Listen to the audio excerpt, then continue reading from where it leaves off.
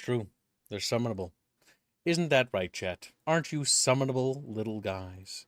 Guys that we can call through the ethers of the internet, summoning you to serve me, your master, Gib, and you, servile fishes. Yes, this is the relationship we're developing now. I've decided that I am going to be the dominant fixture, and you're going to be the little subservient guys. This is the thing that we're doing, and you're just going to have to live with it. But back to a serious topic. We're going to get back into the glorious nature of what is a bunchcast. Well, a bunchcast is a miserable pile of sadness. And this particular pile of sadness is kind of heavy, honestly, if you add up all the weight. So, recently, Riot Games did something kind of silly. What did they do, Chumpa? What could Riot Games have done wrong? So their antivirus, the claim here being, and what appears to be what they're claiming with their post here, is their antivirus will brick hardware. The claim that they have is that it only is targeting external hardware that you plug in to bypass anti-cheat, Mm-hmm. which if you scroll down, it's the picture showing just a shit ton of like hardware that's just apparently been bricked. So I posted a bunch of pictures of people talking about it, about how So yeah. So here's the problem. It's not bricking people's hardware. It's making the whenever you have one of these cheat systems that are outside of your PC plugged in, the system recognizes that it's there and then doesn't work. It doesn't allow your computer to work. But if you remove it, it works. It's just throwing a flag. And that's what Riot Games explained, and now people are bitching about it. But apparently, if you go to the next article, That's not apparently their anti-cheat is now interacting and locking out, according to this, other games like Deadlock. That I think is not good. My god, deadlock.exe, making it impossible to restore or reinstall the game. Ooh. That's definitely sounding like a little bit like a lawsuit coming their way. Yes, so effectively the claims being thrown around by people who supposedly had their stuff bricked is the antivirus is bricking their hardware now. They've straight up stated it won't affect. It doesn't affect any. They've stated it doesn't affect any other PC software or hardware. It's only these pieces of hardware that you plug in that bypass basically the CPU and GPU to like directly interfere with files. Um, Clearly that claim's a lie because it's breaking it's breaking other games. Mm-hmm. But yeah, it's been blown up because now I fully believe it's mostly people who sell that the cheats and stuff crashing out. Because anytime there is any kind of anti-cheat, it's usually them that are the loudest bitching about it. However, Riot does have a history of overreach as of late and kernel level access shit for their antivirus or anti-cheat that I've consistently seen people complain about, basically interfering and fucking up the like PC's performance when the game's not even running. And now they put out this one, which apparently completely locks your computer, as Bucky said, if you have the apparent cheat hardware plugged in. Yeah. And again, their biggest complaint was bricking computer, which is damaging hardware. I 100% say that was a lie. It's just the cheaters don't want their PC to not turn on when they plug their cheat software in or their cheat components in, which they get fucked. They take the fucking thing out, and Yes, then the the cheaters system work. can They get just fucked. they get fucked because the PC works just fine without the thing plugged in. Just delete the game, and you won't have to deal with that. However, this does have big concerns for me of it now locking up your computer because it's detecting you plugging in something. Sure, I'm going to counter with the idea that how many times has Windows 11 done something and breaks my fucking computer? I mean, that's Windows 11, and Microsoft is a shithole, which I think would lead in to your article next Yeah, pretty well, we don't well have to go because there. because that's one of the reasons it's gone to shit. Shush. Yeah, but the thing is that the idea is that everybody's freaking the fuck out because Riot Games has done something, but like Windows breaks the fuck every other update, like causes catastrophic problems, and everybody has Actually, just go yeah, ahead. I have a Yeah, funny quote. You reminded me of a funny quote from the latest space flight from NASA. go ahead. I have 2 Windows Outlooks and neither are working. Huh? But That, yeah, that like was that. Like, funny. Yeah. Wasn't it yeah, funny? yeah. It wasn't. Just shut up. It No, it's just Well, it's that's just apparently the quote people are remembering from the space that's flight. just my problem. It's like, okay, Riot Games has one game that's affected by their software. They can just whitelist that in their software. That would just be an update on the DRM side, and then it'll work. I'm not too worried about this. Yeah. I'd also just not play Riot Games, but maybe that's Yeah, just there you me. go too. That's you don't like Maybe Chinese. Yeah. that might just be the best thing. Like if you play Riot Games, you get what you did. No, I'm kidding. No, when it Void comes says, down to it, yeah, and hold on. When it comes down to it, Riot Games really they just need to get their shit together.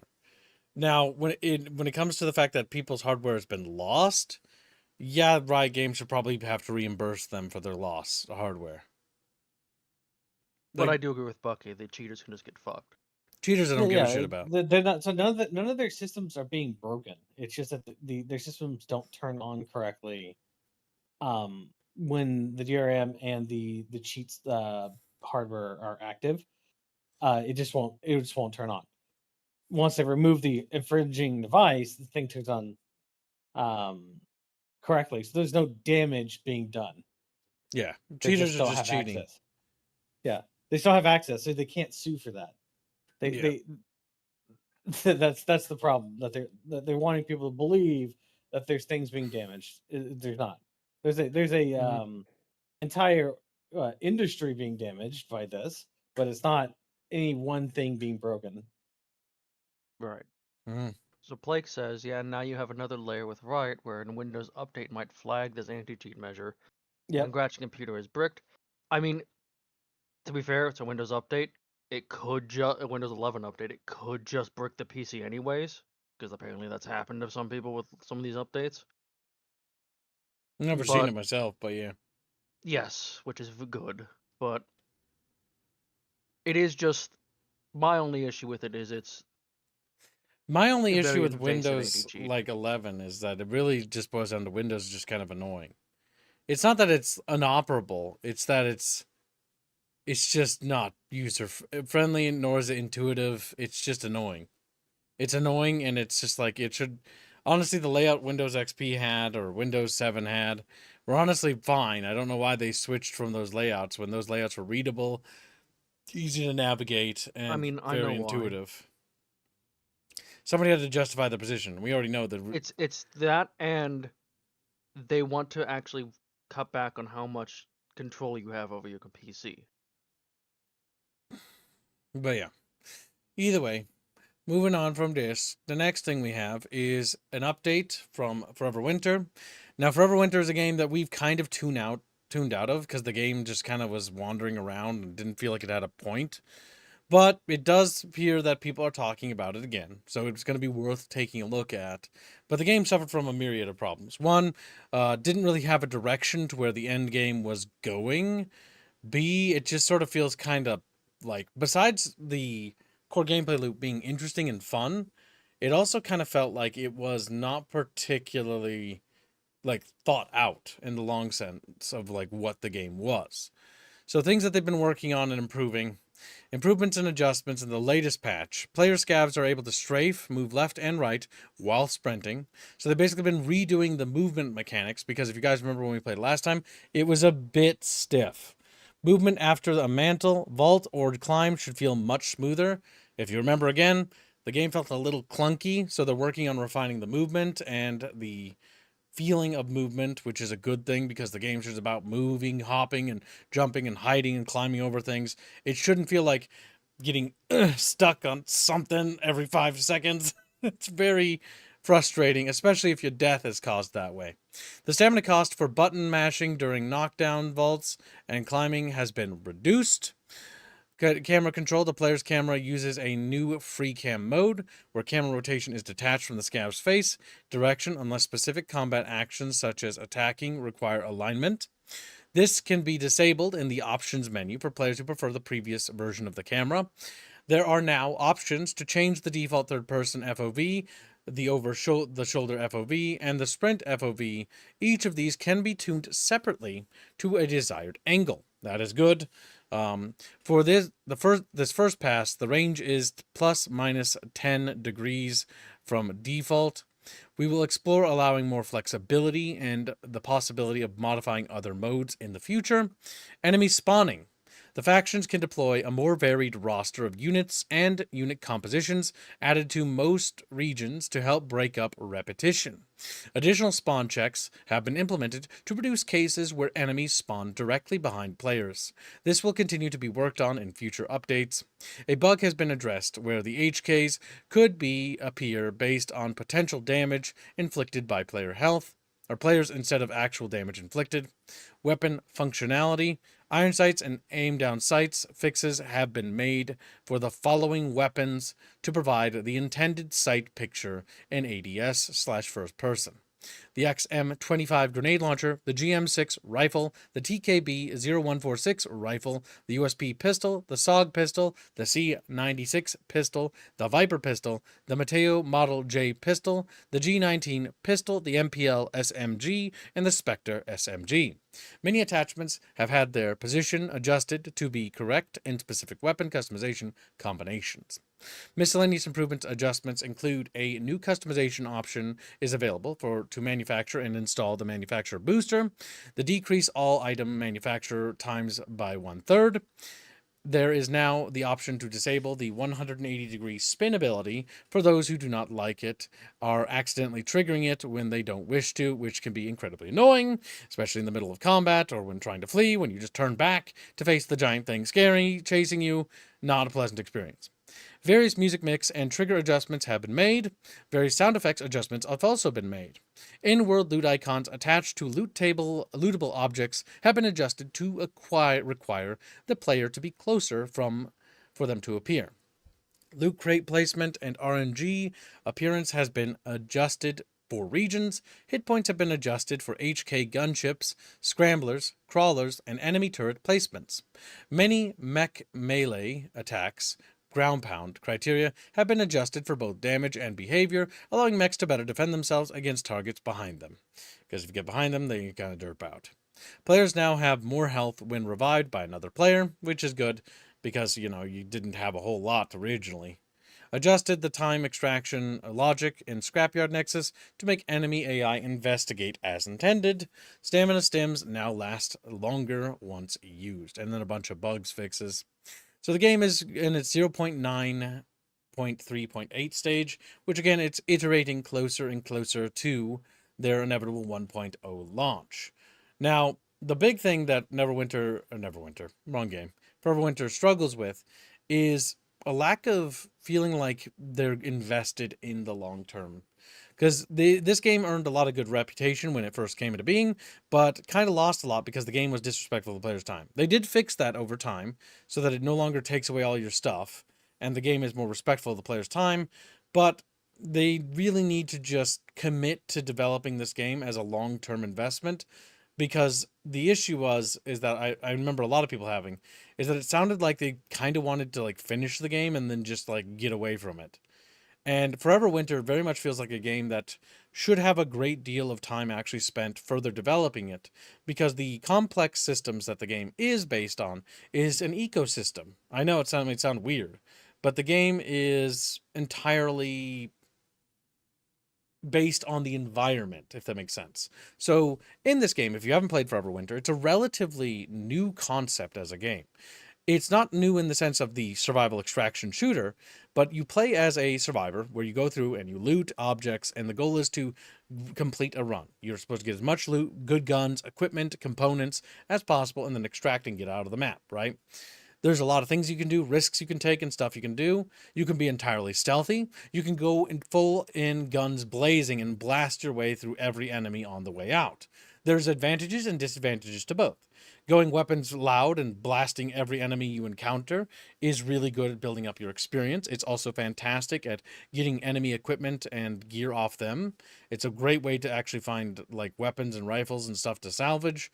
But the one thing the game really needed to work on was just the overall atmosphere, right? Because you have multiple nations basically vying for control of the planet and fighting over this world. And the maps and levels are designed really cool, and the monsters and units are really interestingly designed. But there's a little bit of clunkiness to it. It feels a little bit like janky. It's a good idea, but the execution is flawed and needs a lot of refinement. So it is good that they haven't actually just decided to wrap this up and they're continuing to chisel away at it. I just hope that they intend to stick around and keep this as a long-term thing, because I think this game's going to take a few years to really polish out the ideas before they can move on to the next project. Because the thing here is that this game has a lot of potential to be truly spectacular, but it's only mired by the fact that the developers themselves are artists lacking a vision. And that's my biggest complaint. They have an idea, but they lack the vision of that idea. And as time has gone on, they've refined that vision, which is true. But as that vision has gotten refined and it's getting more of an identity, which is good, it's time for them to, actually invest into developing and refining that vision. Because it is very much an experimental thing. It is artistic, this is true, and it very much shows that it's made by a team of mostly artists. But if this vision were to be refined, I think this could be probably one of the better extraction shooters on the market, with a very unique and very interesting idea. They just need to commit to it, and they need to invest into it and add more depth and deep, meaningful systems, because that is honestly how these games usually survive, and that's usually how these games make it. I mean, when it comes to games nowadays, I'm of the opinion that I'm kind of the Project Zomboid opinion. In the olden days, we used to pump out games every 6 months. Like, that used to happen. XCOM 1 came out. They demanded XCOM Terror from the Deep be made within 6 months. 6 months, right? Rapid production of subsequent games. Granted, there was very little iterative change mechanically, and that was a flaw back then. But nowadays, we have the advantage of active development with early access, allowing for player feedback. This is something that developers need to take great advantage of, because it's something that the developers of yesteryear never had. In the case of XCOM, when people were like, "Oh, the game's too easy," the new team worked on Terror from Deep was like, "Okay, people said the game was too easy, but they were a different team. They weren't aware of the bug that the game wasn't too easy. It was just a bug where you select different difficulties and it didn't raise the game's difficulty. That had to be fixed later. So they tuned the game higher, made the game difficult, then released the game, and now it's one of the most terrifyingly hard games ever made. Terror from the Deep is considered to be notorious for how incredibly difficult it is as a video game. And this extenuates from the fact that they balanced it upwards because the feedback they had was based on the feedback of a previous game, but not with the proper coordination with that previous team. Again, fast development cycles, 6-month development cycles, half a year to a year development was the olden days. And that's why those games had problems like that. Nowadays, we have the ability for feedback, communication, and slow iterative process, which can have its boons and its banes. In this particular case, I think Forever Winter has a lot to learn and is continuing to improve itself, but tighter gunplay, tighter gameplay in general, and just continuing to refine and polish those things will help this game actually shine. Because it is a cool game. It's just a game that really needs more time in development. That's just my opinion. But yeah. Next up, or unless anybody else has any further comments on Forever Winter, No. I do not. next video game we have is an upcoming game called Battlespace Command, which is being developed by Wirraway Software and published by Micropose Software. Now, one thing that's interesting about this game is that this thumbnail here looks very AI. I'm not going to lie to you. But that might just be how tiny it is. I just hope it isn't. But yeah, so let's take a look at this here video. This game is about simulating modern warfare on a realistic grand scale, meaning that it takes place over huge areas of map, and it's supposed to emulate realistic warfare on how war actually works, to the best of its ability.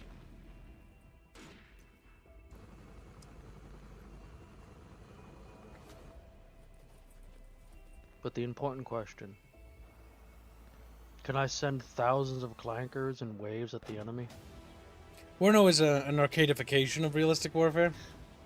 This, I think, is going for a more actual realistic take. Yeah. For the more dedicated milsim.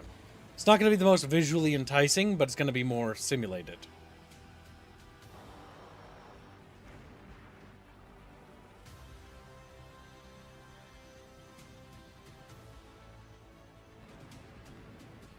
Yes, a game of circles. Like real warfare, chat. Like so good.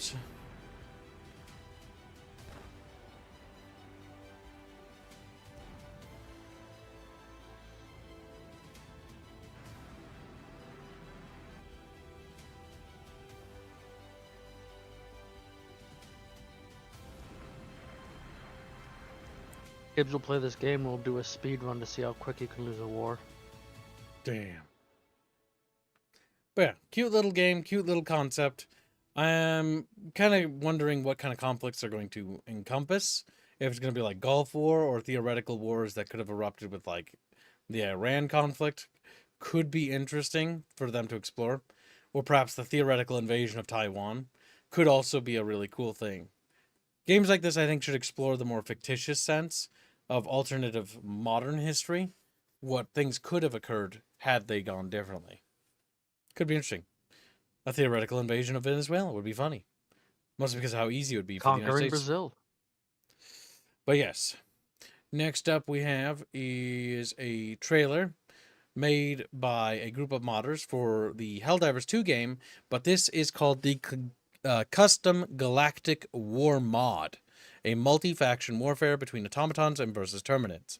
So if you're not familiar, there is a huge mod project for Helldivers 2 because the developers kind of got sick of waiting for the developers or the actual game devs to produce anything. They've started doing things that were theorized to be impossible, such as in having multi-faction fighting over planets, adding in more vehicle customization options, adding in more options in general and customization in general, adding entirely new different planetoid and biome types and stuff like that.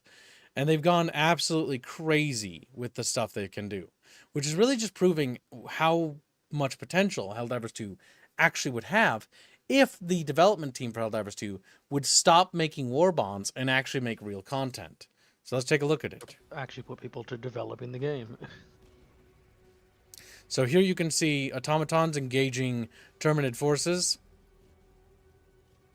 And it's got an atmosphere about it, doesn't it? Stray shot actually hit him, that's funny. War Strider getting absolutely wrecked by some Bile Titans. And you have Siege Troopers fighting also. So They're gonna die. It's not just a little bit of multi-faction fighting. You've got battles happening all over, you can see in the distance and whatnot, of like engagements all over the place. And it looks like total chaos and total anarchy. Yes, they said that big multi-faction fighting was impossible. But it clearly actually isn't. They also said underslung attachments on guns was impossible. Which was, again, when it comes to game and code, when anybody tells you it's an impossibility, there's no such thing as impossible in terms of code. It's not smart enough. Also, that Siege Siege Trooper Trooper had a railgun. railgun, yes. So giving them actual ordnance and weapons. With the modded Galactic War thing, there's also mech customization that people have been doing, along with other vehicle customization. So yeah, this is pretty impressive. It really shows that actually the sky is the limit, and Helldivers 2 could be everything you want and more. But the developers have chosen the lazy route of just making war bonds and making monetization options. And it's not meant to basically go like, oh, these modders are better, like go attack the modders, because that's what will happen, sadly. But it's the reality of that these modders have proven that the systems in the game have the ability to be far more expansive and complex. And there could be a more intricate and interesting late game. But the developers have chosen to only appeal to the war bond cycle because of how much money they make. They have actually given into greed entirely. That's why, again, like the jangling keys we talked about yesterday, the jangling keys have arrived, chat. What's the jangling keys, chat? It's a crossover war bond, because you'll forget about all the problems the game has. Now, the lower intelligent among us might. This is true. Maybe the simple-minded won't really care that much. I don't know.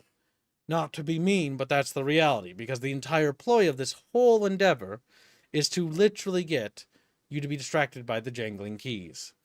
Ignore the fact that the game is, covered in a myriad of growing problems that are not critical, but they are becoming more and more critical with each passing day. Actually, no, they are critical now. I think we're at the stage where they are critical. Actually, I think that's a more accurate assessment.